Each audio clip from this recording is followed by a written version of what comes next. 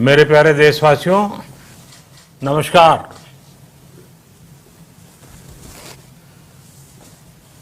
Corona वैश्विक महामारी के खिलाफ लड़ते लड़ते अब हम अनलॉक 2 में प्रवेश कर रहे हैं और हम उस मौसम में भी प्रवेश कर रहे हैं जहां सर्दी, जुकाम, खांसी, बुखार, ये सारे न जाने क्या क्या होता है, ये मामले बढ़ जाते हैं।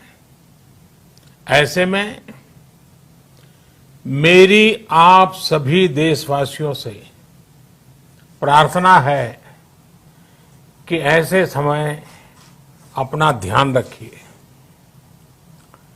साथियों, ये बात सही है कि अगर कोरोना से होने वाली मृत्यु दर को देखें तो दुनिया के अनेक देशों की तुलना में भारत संभली हुई स्थिति में है। समय पर किए गए लॉकडाउन और अन्य फैसलों ने भारत में लाखों लोगों का जीवन बचाया है, लेकिन हम ये भी देख रहे हैं कि जब से देश में अनलॉक 1 हुआ है, व्यक्तिगत और सामाजिक व्यवहार में लापरवाही जरा बढ़ती ही चली जा रही है। पहले हम मास्क को लेकर, 2 गज की दूरी को लेकर 20 सेकंड तक दिन में कई बार हाथ धोने को लेकर बहुत सतर्क थे, लेकिन आज जब हमें ज्यादा सतर्कता की जरूरत है तो लापरवाही बढ़ना बहुत ही चिंता का कारण है। साथियों, लॉकडाउन के दौरान बहुत गंभीरता से नियमों का पालन किया गया था। अब सरकारों को, स्थानीय निकाय की संस्थाओं को, देश के नागरिकों को फिर से उसी तरह की सतर्कता दिखाने की जरूरत है। विशेषकर कंटेनमेंट जोन्स, उस पर तो हमें बहुत ध्यान देना होगा। जो भी लोग नियमों का पालन नहीं कर रहे हैं, हमें उन्हें टोकना होगा, रोकना होगा और समझाना भी होगा। अभी आपने खबरों में देखा होगा, एक देश के प्रधानमंत्री पर 13,000 रुपये का जुर्माना इसलिए लग गया क्योंकि वो सार्वजनिक स्थल पर मास्क पहने बिना गए थे। भारत में भी स्थानीय प्रशासन को इसी चुस्ती से काम करना चाहिए। ये 130 करोड़ देशवासियों के जीवन की रक्षा करने का अभियान है। भारत में गांव का प्रधान हो या देश का प्रधानमंत्री, कोई भी नियमों से ऊपर नहीं है। साथियों, लॉकडाउन के दौरान देश की सर्वोच्च प्राथमिकता रही ऐसी स्थिति न आए कि किसी गरीब के घर में चूल्हा न जले। केंद्र सरकार हो, राज्य सरकारें हो, सिविल सोसाइटी के लोग हों, सभी ने पूरा प्रयास किया कि इतने बड़े देश में हमारा कोई गरीब भाई बहन भूखा न सोए। देश हो या व्यक्ति, समय पर फैसले लेने से, संवेदनशीलता से फैसले लेने से किसी भी संकट का मुकाबला करने की शक्ति अनेक गुना बढ़ जाती है। इसलिए लॉकडाउन होते ही सरकार प्रधानमंत्री गरीब कल्याण योजना लेकर आई। इस योजना के तहत गरीबों के लिए 2.25 लाख करोड़ रुपए का पैकेज दिया गया। साथियों, बीते 3 महीनों में 20 करोड़ गरीब परिवारों के जनधन खातों में सीधे 31,000 करोड़ रुपया जमा करवाए गए हैं। इस दौरान 9 करोड़ से अधिक किसानों के बैंक खातों में 18,000 करोड़ रुपए जमा हुए हैं।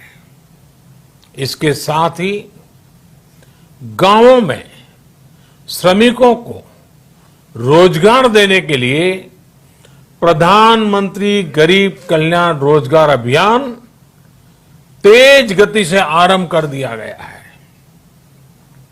इस पर सरकार 50,000 करोड़ रुपए खर्च कर रही है। लेकिन साथियों, एक और बड़ी बात है जिसने दुनिया को भी हैरान किया है, आश्चर्य में डुबो दिया है। वो ये कि कोरोना से लड़ते हुए भारत में 80 करोड़ से ज्यादा लोगों को 3 महीने का राशन, यानी परिवार के हर सदस्य को 5 किलो गेहूं या चावल मुफ्त दिया गया। इसके अतिरिक्त प्रति परिवार हर महीने 1 किलो दाल भी मुफ्त दी गई। यानी एक तरह से देखें तो अमेरिका की कुल जनसंख्या से 2.5 गुना अधिक लोगों को, ब्रिटेन की जनसंख्या से 12 गुना अधिक लोगों को और यूरोपियन यूनियन की आबादी से लगभग 2 गुने से ज्यादा लोगों को हमारी सरकार ने मुफ्त अनाज दिया है। साथियों, आज मैं इसी से जुड़ी एक महत्वपूर्ण घोषणा करने जा रहा हूं। साथियों, हमारे यहां वर्षा ऋतु के दौरान और उसके बाद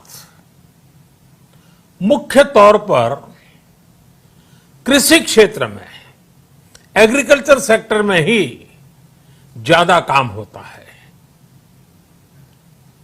अन्य दूसरे सेक्टरों में थोड़ी सुस्ती रहती है। जुलाई से धीरे धीरे त्योहारों का भी माहौल बनने लगता है।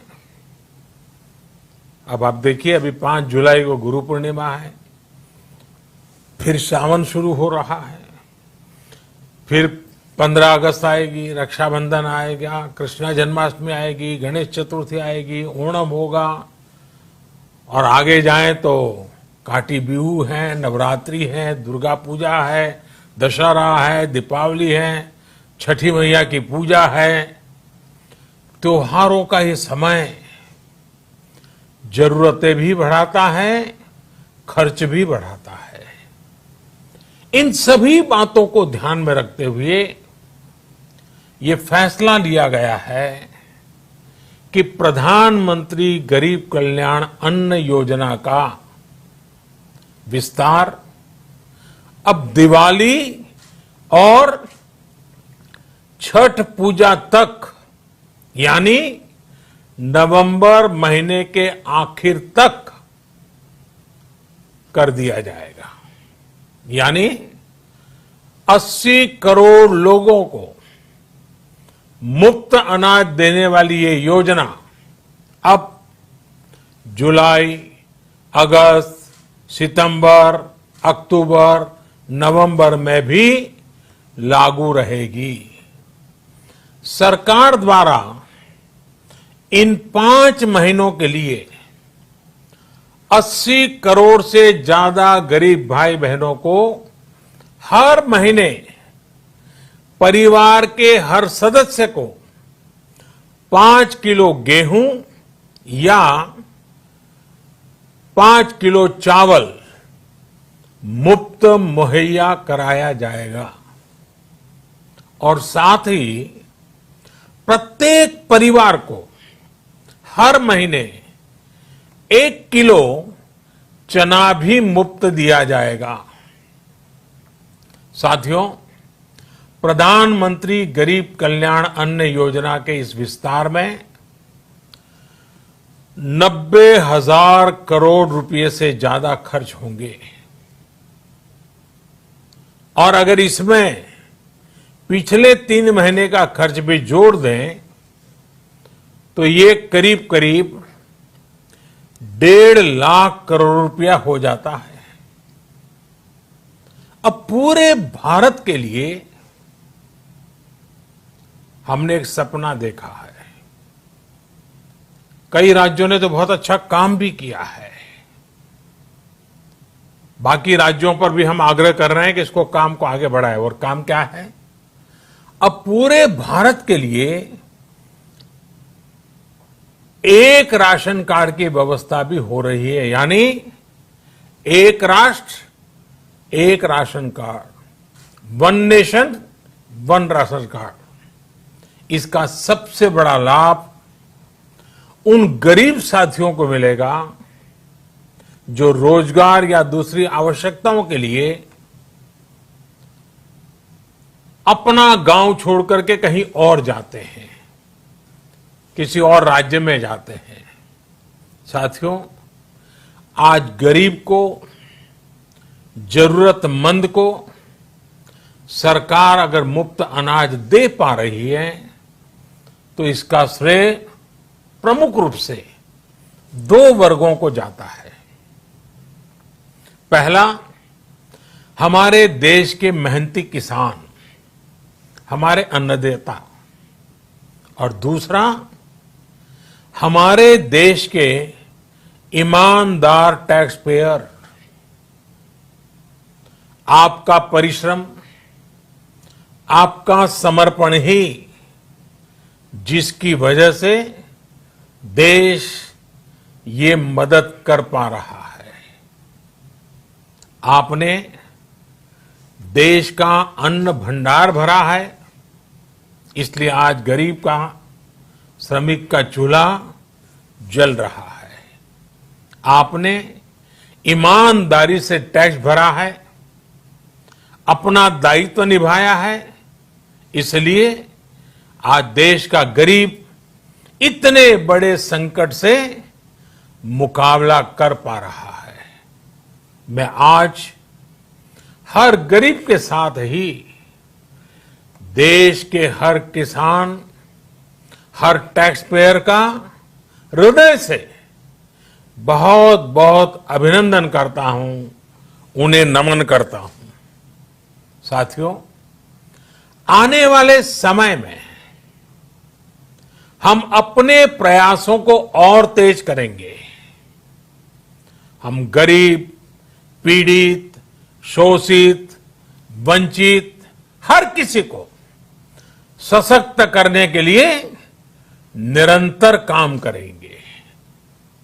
हम सारी एहतियात बरतते हुए इकोनॉमिक एक्टिविटीज को और आगे बढ़ाएंगे। हम आत्मनिर्भर भारत के लिए दिन रात एक करेंगे। हम सब लोकल के लिए वोकल होंगे। इसी संकल्प के साथ हम 130 करोड़ देशवासियों को मिलजुल करके संकल्प के साथ काम भी करना है, आगे भी बढ़ना है। फिर से एक बार मैं आप सबसे प्रार्थना करता हूं, आपके लिए भी प्रार्थना करता हूं, आपसे आग्रह भी करता हूं, आप सभी स्वस्थ रहिए, 2 गज की दूरी का पालन करते रहिए, गमछा, फेस कवर, मास्क ये हमेशा उपयोग कीजिए, कोई लापरवाही मत बरतिए। इसी आग्रह, इसी कामना के साथ मैं आप सभी को बहुत बहुत शुभकामनाएं देता हूं। धन्यवाद।